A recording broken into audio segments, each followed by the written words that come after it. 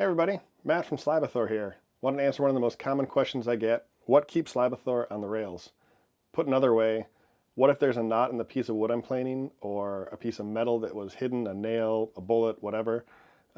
Is Slabathor going to jump? Is it going to pop off the rails and destroy my workpiece?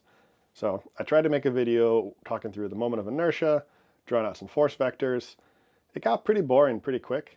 And I thought it'd be a lot more fun to just find a piece of ash with a big knot in it and plane it, and then see if we can get Slabathor to jump. And if you can tell from the planed surface, the answer is no, but let's dive into it. To keep the setup simple, I bolted the piece of ash to the rails and set up two cameras and started recording. If knots were going to be a problem, what I'd expect to see is Slabathor jumping up a little bit when it hits the knot. And as you can watch in this 120 frames per second slowdown, it doesn't even hesitate. A whole video about physics might be a little boring, but the main forces at play here is the router bit against the wood. And since we're only doing conventional cuts on this router, every force just pushes backwards against Slabathor, which, if anything, will slow it down. So I really don't expect to see any vertical forces, and at the end of that test, Slabathor won, not zero.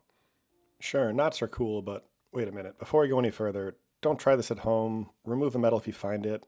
This is not an example of what you should use Slabathor for, but merely a test case. Okay, knots are cool, but nails are way harder, right? So flawlessly and with zero effort, I put a nail into the board. I cut it off to simulate what you might see in lumber you've purchased, and then I put another tinier nail a little bit further in. I don't know if it hit it on this pass or not, and because there's absolutely zero movement, I wasn't quite sure. So I slowed down that next pass as well, and I really don't actually see anything happening.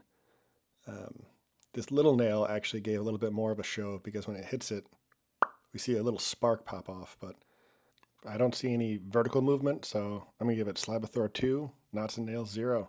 Looking good so far.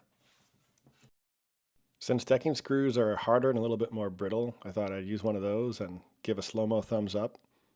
I even left the head of the screw sticking up a bit just to give it a really, really bad test case.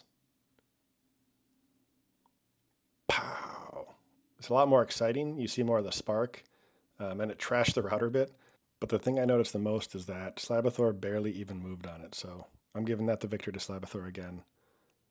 Seeing it in real slow motion, real close up, you do see it bump a little bit, but not enough to cause any problems. The finish even looks pretty good at the end of the day, so. So there you have it. Is Slabathor going to jump if it hits a knot? Answer no. Thanks for watching.